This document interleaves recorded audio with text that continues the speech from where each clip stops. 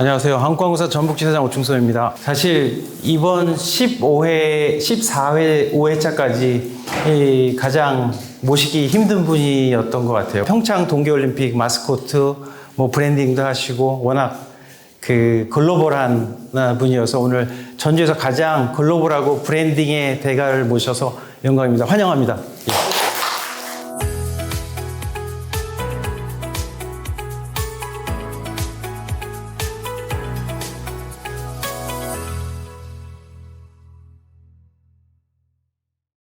오늘 소개해드리는 내용은 어떻게 보면 제가 30몇 년 동안 활동하고 연구했던 부분들을 이제 어떻게 보면 총정리한 내용이라고 보셔도 되겠습니다. 그리고 제가 평창 관련돼 가지고 3년 전에 우리나라 가장 높은 훈장을 또 제가 받은 바가 있지만 제가 브랜드와 그 다음에 CI 관련된 부분에서는 제가 자랑스럽게 생각하는 많은 또 사례가 있는데, 제가 가장 자랑스럽게 생각하는 부분은 2004년도에 한국관광공사의 브랜드 마크를 다시 리뉴얼 했었지만, 20몇 년 만에 어떻게 보면 시대가 변하기 때문에, 보다 더 밝고 또 환영하고 또 한국의 또 어떻게 보면 또 상징인 히읗자하고 한글이 평창 올림픽에도 우리가 적용했지만 가장 한국을 상징하는 부분에서는 한글이 가장 대표적인 측면이라는 것을 또 다시 한번 확인을 했습니다. 제가 브랜딩 관련된 새로운 학문을 장소 브랜딩과 트랜스 브랜딩이라는 개념을 우리나라 최초로 정립한 바가 있고, 트랜스 브랜딩 같은 경우는 저보다 30분 먼저 태어난 쌍둥이 형인 장대련 교수하고 저희가 7년 동안 이 많은 사례들과 개념들을 정립한 바가 있습니다. 그래서 먼저 오늘의 일부 주제에 관련된 장소 브랜딩에 대한 10가지 특성을 말씀을 드리면, 이 성공된 장소 브랜딩은 우선 상징적인 측면이 있어야 됩니다. 그래서 우리가 네덜란드를 연상했을 때는 튤립도 연상되고 또 오렌지 구단도 생각되기 때문에 컬러도 연상이 되고, 그러니까 스페인은 또 마타도리라는 투사들의 연상이 되고, 또 프랑스 같은 경우는 19세기에 또 건설했던 또 에펠탑이 또 연상이 되죠. 또 중요한 포인트는 성공된 장소는 상상력을 또 어떻게 보면 도모할 수 있는 이야기가 떠오르게 됩니다. 그래서 전주시는 우리가 한옥마을이 떠오르고, 그 다음에 무엇보다 성공된 도시는 전통된 랜드마크도 있고 또 새로운 랜드마크를 계속 우리가 투자를 해야 되기 때문에, 서울 같은 경우도 옛날에 동대문 운동장이 또 진화돼 가지고 또 DDP가 된 것처럼, 그래서 전주시 같은 경우도 물론 한옥마을이 있지만 지사장님도 계속 말씀하시지만 제2의 랜드마크가 무엇이 될 수 있는지에 대한 그런 고민도 고려할 수가 있겠습니다. 그리고 요즘은 많은 도시들은 이 콘텐츠가 아주 중요합니다. 그래서 오스틴 같은 경우는 10년 전부터 이 뮤직 페스티벌을 하게 되고, 또 IT 관련된 또 사우스 바이 사우스 웨스트라는 또 1년에 매번 하는 이벤트가 있기 때문에 창의적인 어떻게 보면 사람의 상상력을 컨텐츠로 어떻게 우리가 연계해가지고 사람들을 또 우리가 유인할 수 있는지에 대한 방법론을 찾아야 되고, 그 다음에 무엇보다 실질적인 가치를 어떻게 우리가 창조할 수 있을까. 그 다음에 제가 가장 좋아하는 용어, 이 책을 쓰면서 반드시 진화적인 방법들을 표현해야 된다는 개념을 했지만, 아시다시피 런던에 갔을 때는 옛날에는 공장이었던 그 건물들을 문화 콘텐츠를 담는 박물관으로 진화되는 그 개념으로 전개되고, 우리가 북경을 가도 798 지역 같은 경우도 옛날 공장 지역이 지금은 문화 지역으로, 박물관 지역으로 다시 탈바꿈을 했죠.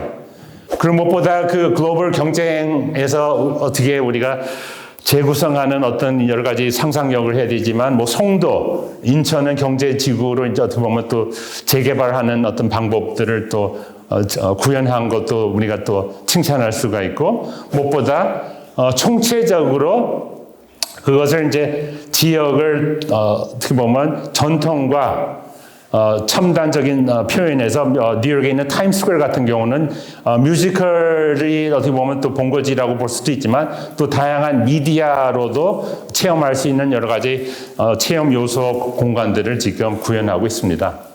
네, 그래서 조금 구체적으로 제가 평창에 기여한 부분들을 조금 소개를 드리면, 평창 제가 총괄을 제가 임명되면서 제가 가장 고민됐던 거는 우리가 올림픽을 하면 항상 먼저 떠오르는 거는 호돌이입니다. 그렇지만 호돌이는 물론 김현 선생님이 너무 성공적으로 디자인하셨지만 88년도의 감성이라고 저는 생각이 돼요.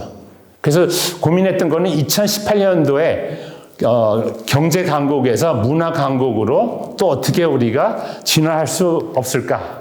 여러 가지 키워드가 있었지만 여기서 이제 가장 대표적인 거는 제가 연구했던 부분에서도 앞으로의 모든 마스코트 같은 경우는 소통, 공감, 참여, 이건 필립 커틀러 3.0에서 나오는 개념이지만 총체적으로 마스코트에 적용하면서 세계 최초의 SNS 플랫폼에 걸맞는 소통형 마스코트를 개발했다고 저는 자부합니다. 한글이 어떻게 보면 문화 요소로 가장 한국적인 상징, 이 눈표 같은 경우도 이제 한글이 기반이 돼가지고 2018년도 감성에 걸맞게 전개됐다고 말씀드릴 수가 있고요. 그리고 그 메달 같은 경우도 옆면에서 보면 그 한글의 그 음과 양에 관련된 부분들이 또 굉장히 미니멀하게 현대적인 감각으로 전개가 됐다고 설명드릴 수가 있고요. 네, 그리고 무엇보다 제가 또 많이 기여했다고 생각하는 부분은 수호랑과 반다비가 발표되는 날에는 우리가 이모티콘도 동시에 발표가 되면서 무료 다운로드 마스코트로 국가의 마스코트뿐만 아니고 나의 감정을 표현하는 어떻게 보면 마스코트다. 공감대를 형성하게 됐습니다. 그리고 또 한 가지 세계 최초로 마스코트와 관련된 해시태그를 도입을 했습니다. 인스타그램에 많은 어떻게 보면 인증샷들을 전개되지만 또 그 국민들하고 함께 그 존재감이 같이 공생한다는 것을 또 SNS의 속성을 전개를 했습니다. 네, 그래서 평창의 올림픽을 제가 한번 정리를 하면 브랜드를 통해서 한국의 문화, 국가 아이덴티티가 향상됐다고 제가 또 말씀드릴 수가 있고요.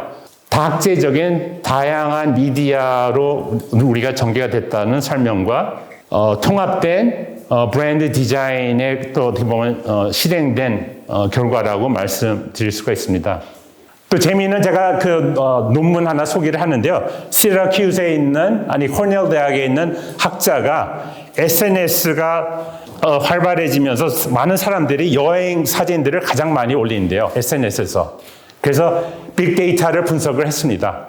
과연 어느 도시에 어느 장소를 가장 많이 올리는지. 그래서 런던, 샌프란시스코, 파리, LA, 시카고. 그래서 세계에서 가장 많이 올리는 사진이 파리에 있는 에펠탑이고요. 뉴욕 같은 경우는 계속 진화를 했다고 합니다. 두 번째가 이제 타임스퀘어인데요. 첫 번째가 이제 아주 재미있는 퀴즈예요. 혹시 이 퀴즈가 있는데요. 센트럴파크 아닙니다. 애플스토어예요. 1년에 5천만 명 이상이 와요. 이 명소라는 거는 역사가 필요하다. 네, 그거를 이제 우리가 어떻게 보면 잘못된 사고방식을 이 사람이 깨웠어요. 네, 그래서 여기서 시사하는 점은 우리가 생각하는 거창한 랜드마크도 물론 해당되지만 또 기업과 관련된 문화 속성을 또 이렇게 전개할 수 있는 장소도 충분히 대표적인 또 장소라고 또 우리가 또 이해할 수가 있고 또 최근에는 SSG 별마당이 또 오픈하면서 또 많은 또 사람들이 또 문화 체험 장소로 또 체험을 또 하고 있죠. 삼성동에 지금 산지가 거의 20년 됐기 때문에 이 장소에 진화되는 어떤 모습을 제가 항상 기록을 합니다. 그리고 이제 저는 또 해시태그를 통해서 이 장소가 또 외국인들 또 국내인들한테는 어떤 또 존재감으로 또 전개되고 있는지도 확인하고 있는데 전주시도 지금 많은 또 인플루언서들하고 이제 협업하는 걸로 알고 있지만 이 장소를 어떻게 보면 프로모션 하는 데는 상당히 또 많은 중요한 역할을 하고 있죠. 그래서 미디어라는 개념은 결국은 브랜드라는 의미는 브랜드는 소통 체계로 우리가 이해를 해야 됩니다. 브랜드의 정의는 마크가 아니고 로고도 아니고 브랜드는 소통 체계라고 우리가 이해를 했을 때요. 결국은 미디어 확장은 감각의 확장이고 컨텐츠의 확장이고 체험 욕구의 확장이고 그 다음에 나의 존재감, 나의 자아 욕구의 확장이라고 우리가 이해를 해야 됩니다. 그래서 우리나라의 최초로 트랜스미디어라는 학문을 제가 2005년도에 소개를 했었고요. 변신과 변형과 그 다음에 초월, 이 트랜스라는 이제 접두사를 가지고 이 책에서 개념을 정리를 했었는데요. 변화, 변천에 대한 개념을 소개를 드리면 이 디지털이라는 거는 보편성과 무한한 확장을 뜻하는 거고요. 최근에 많이 등장하는 용어는 네트워크이죠. 그래서 다양한 콜라보레이션, 협업을 해야 됩니다. 그 무엇보다 우리가 정보가 지금 너무 많기 때문에 정보 같은 경우도 우리는 보다 세련되고 은유적인 소통의 가치 창조할 수 있는 정보를 표현할 수 있는 지혜가 필요하고요. 보다 지혜롭게 근대 비즈니스 환경을 극복할 수 있는 유연성이 요구가 됩니다. 그 다윈이라는 사람이 섬에서 동물들이 진화하는 것을 20년 동안 관찰한 것처럼 저는 코엑스가 우리나라에서 가장 미디어가 활발하게 진화되고 있는 지역이죠. 그래서 저는 다윈처럼 그 미디어의 진화론을 저는 계속 관찰을 하고 있습니다. 여기는 미디어 스킨이라는 기둥도 다 미디어로 지금 어떻게 보면 도색했다고 볼 수가 있는 부분이고요. 근데 앞으로 전주시도 어느 순간에는 한옥마을에도 미디어 스킨이 분명히 도입되는 아마 그 순간도 있을 겁니다.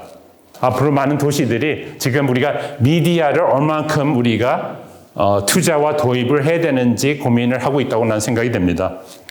우리가 이 디지 브랜딩이라고 표현했을 때는 또 미디어 월이 있을 거고 또는 AR, VR 미디어가 있을 거고 또는 옥에 있는 3D 영상 또는 2D 영상이 있을 거고 요즘은 또 디지털 캐릭터가 또 그 지역과 장소와 도시를 또 상징하는 부분도 반드시 필요할 겁니다. 네, 그래서 한 예로 비엔나의 그 공항의 한 구석에 있는 영상인데요.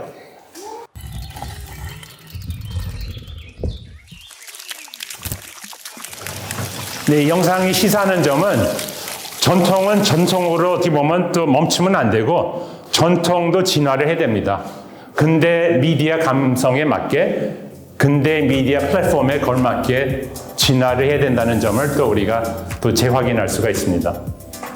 네, 그리고 제가 관여했던 몇 개 사례들을 좀 소개를 드리면 10년 전에 문화부에서 저한테 의뢰해가지고 제1터미널이죠. 1터미널에 문화 체험을 어떻게 실행하는 게 바람직하겠냐는 어떤 좀 약간 연구 과제였는데요. 뉴 미디어 디자인을 결합해가지고 우리나라 최초의 미디어 월을 만들었어요. 그래서 2012년도에 그 당시에 이제 외국에서 우리나라 처음 오는 손님들한테는 우리나라 국립중앙박물관에 있는 몇백 개의 유적물들을 다 이렇게 또 모자이크를 해가지고 다 소개를 했습니다. 그 지역 관광과 그 다음에 문화, 그 유물들까지도 다 소개할 수 있는 5분짜리 체험을 미디어 월을 만들었습니다. 조금 결론적으로 말씀을 드리면 관광 홍보를 할 때는 약간 프린트 위주로 과거형으로 이제 진행하고 있습니다. 포스터도 저는 그렇게 생각되고요. 그래서 앞으로는 보다 미래형 디지털 플랫폼으로 효과적인 측면으로 SNS도 물론 포함되죠. 그 다음에 시각형 체험에서는 복합 문화 체험형 콘텐츠형으로 전환을 해야 되고 기존에 있었던 그 장소에 대한 전통 인지도를 유지를 분명히 하는데요. 진화하는 근대적인 미디어 감성 이미지를 더 부각할 수 있는 방법론을 찾아야 되고요. 그 무엇보다는 앞에서 소개했던 성공된 도시 브랜드에서는 스토리가 중요합니다. 네, 그리고 요즘 또 하나의 트렌드는 인플루엔서 중에 디지털 휴먼을 많이 어떻게 보면 또 활용하는 사례들을 볼 수가 있지만 지금 포레스트에서도 디지털 휴먼을 지금 개발하고 있어요. 그래서 메탈리안이라는 캐릭터를 얼마 전에 개발을 했었는데 제가 생각하기에는 메탈리안이 많은 또 협업을 해가지고 예를 들어서 2년 전에 이제 관광공사 범이 내려온다의 앰비큐어스의 전주 편에 나왔던 패션 의상을 가지고도 이걸 얼마든지 가상 화면에서도 이제 표현이 가능하다고 생각되기 때문에 향후에 디지털 휴먼하고 협업하는 것도 바람직하지 않을까. 저는 관광공사도 저는 필요하다고 생각이 되고요.